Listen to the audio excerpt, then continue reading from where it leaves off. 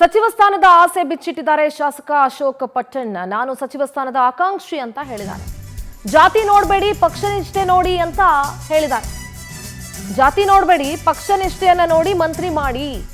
ಮಲ್ಲಿಕಾರ್ಜುನ ಖರ್ಗೆ ಭೇಟಿಯಾಗಿದ್ದೀವಿ ಅಷ್ಟೇ. ದೆಹಲಿಯಲ್ಲಿ ಸಚಿವ ಸ್ಥಾನದ ಆಕಾಂಕ್ಷಿ ಅಶೋಕ್ ಪಟ್ಟಣ್ ಹೇಳಿಕೆ ಕೊಟ್ಟಿದ್ದಾರೆ. ಒಬ್ಬೊಬ್ಬರಾಗೀಗ ನಾನು ಸಚಿವ ಸ್ಥಾನದ ಆಕಾಂಕ್ಷಿ, ನಾನು ಸಚಿವ ಸ್ಥಾನ ಆಕಾಂಕ್ಷಿ, ನನಗೂ ಸಚಿವ ಸ್ಥಾನ ಬೇಕು ಅಂತ ಮಾತಾಡ್ಲಿಕ್ಕೆ ಶುರು ಮಾಡಿದ್ದಾರೆ ಈಗ ಕಾಂಗ್ರೆಸ್ನಲ್ಲಿ.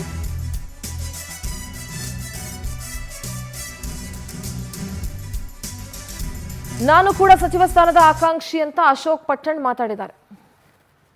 ನಿಷ್ಠೆ ಮತ್ತು ಎಷ್ಟಿದೆ ಈ ಜಾತಿ ಉಪಜಾತಿ ಬಂದು ನಾನು ಸ್ವಲ್ಪ ಮಂತ್ರಿ ಆಗ್ತಾ ಇಲ್ಲ ಅಷ್ಟೇ. ಜಾತಿ ಬಂದ್ರಿ ಪರಲ್ಲ. ನಾನು ಹೇಳೋದು ಹೈಕಮಾಂಡ್ ಅವ್ರಿಗಾಗಲಿ ನಮ್ಮ ರಾಜ್ಯದ ನಾಯಕರಿಗೆ ಜಾತಿ ನೋಡಕ್ ಹೋಗ್ಬೇಡಿ, ಪಕ್ಷ ನಿಷ್ಠೆ ಮತ್ತು ಎಷ್ಟು ದಿನದಿಂದ ಪಕ್ಷ ದುಡಿತಾ ಇದ್ದಾನೆ ಅವ್ರು ಕೊಡೋದು ಬಿಡೋದು ನಿಮ್ಮ ಇಷ್ಟ, ಆದ್ರೆ ಮೊದಲೇ ಆದ್ಯತೆ ನಮ್ಗೆ ಕೊಡ್ಬೇಕು ಅಂತ ನಾವು ಕೇಳ್ತಾ ಇದ್ದೀವಿ. ಏನಾಗಿದೆ ಈ ಜಾತಿ ಉಪಜಾತಿ ಬಂದು ನಾನು ಸ್ವಲ್ಪ ಮಂತ್ರಿ ಆಗ್ತಾ ಇಲ್ಲ ಅಷ್ಟೇ. ಜಾತಿ ಬಂದ್ರಿ ಪರಲ್ಲ. ನಾನು ಹೇಳೋದು ಹೈಕಮಾಂಡ್ ಅವ್ರಿಗಾಗಲಿ ನಮ್ಮ ರಾಜ್ಯದ ನಾಯಕರಿಗೆ ಜಾತಿ ನೋಡಕ್ ಹೋಗ್ಬೇಡಿ, ಪಕ್ಷ ನಿಷ್ಠೆ ಮತ್ತು ಎಷ್ಟು ದಿನದಿಂದ ಪಕ್ಷ ದುಡಿತಾ ಇದ್ದಾನೆ ಅವ್ರು ಕೊಡೋದು ಬಿಡೋದು ನಿಮ್ಮ ಇಷ್ಟ, ಆದ್ರೆ ಮೊದಲೇ ಆದ್ಯತೆ ನಮ್ಗೆ ಕೊಡ್ಬೇಕು ಅಂತ ನಾವು ಕೇಳ್ತಾ ಇದ್ದೀವಿ. ಏನಾಗಿದೆ ಈ ಜಾತಿ ಉಪಜಾತಿ ಬಂದು ನಾನು ಸ್ವಲ್ಪ ಎಲ್ಲರಿಗೆ ನಮ್ಮ ಗುರುಗಳು ಭೇಟಿ ಮಾಡಿದ್ದಾರೆ, ಎಲ್ಲ MLAs ಭೇಟಿ ಮಾಡಿದ್ದಾರೆ. ಎಲ್ಲರೂ 4 ಕೊಟ್ಟೋದು ಒಳ್ಳೇದಾಗ್ತದೆ, ಕೊಟ್ಟೋದು ಒಳ್ಳೇದು ಕೆಲಸ ಇನ್ನೂ ಮಾಡಬಹುದು. ಸರ್ಕಾರದ್ದು ಆಗಲಿ ಪಾರ್ಟಿದು ಹೆಸರು ತಗೋಬಹುದು. ಫೈನಲ್ ಡಿಸಿಷನ್ ಹೈಕಮಾಂಡ್ ಅವ್ರು ಏನು ತೀರ್ಮಾನ ತಗೋತಾರೆ. ಹೌದು, ನಾನು ಎಲ್ಲ ಲೀಡರ್ಸ್ಗೆ ಭೇಟಿ ಮಾಡಿದ್ದೇನೆ. ಎಲ್ಲರಿಗೆ ನಮ್ಮ ಗುರುಗಳು ಭೇಟಿ ಮಾಡಿದ್ದಾರೆ, ಎಲ್ಲ MLAs ಭೇಟಿ ಮಾಡಿದ್ದಾರೆ. ಎಲ್ಲರೂ 4 ಕೊಟ್ಟೋದು ಒಳ್ಳೇದಾಗ್ತದೆ, ಕೊಟ್ಟೋದು ಒಳ್ಳೇದು ಕೆಲಸ ಇನ್ನೂ ಮಾಡಬಹುದು.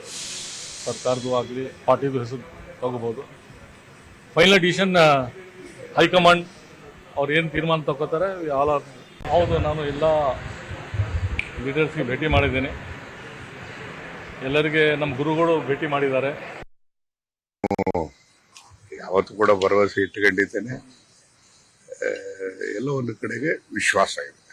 ಯಾಕೆಂದ್ರೆ ಈಗ ನಿಮ್ಮನ್ನ ದೆಹಲಿ ವಿಶೇಷ ಪ್ರತಿನಿಧಿಯಾಗಿ ಮುಂದುವರಿಸಿದ್ದಾರೆ. ಸೊ ಹಿಂಗಾಗಿ ಇಲ್ಲಿಗೆ ನಿಮ್ಮನ್ನ ಸಮಾಧಾನ ಪಡಿಸೋ ಪ್ರಯತ್ನಗಳು ನಡೀತಿದೆಯಾ ಅಂತ.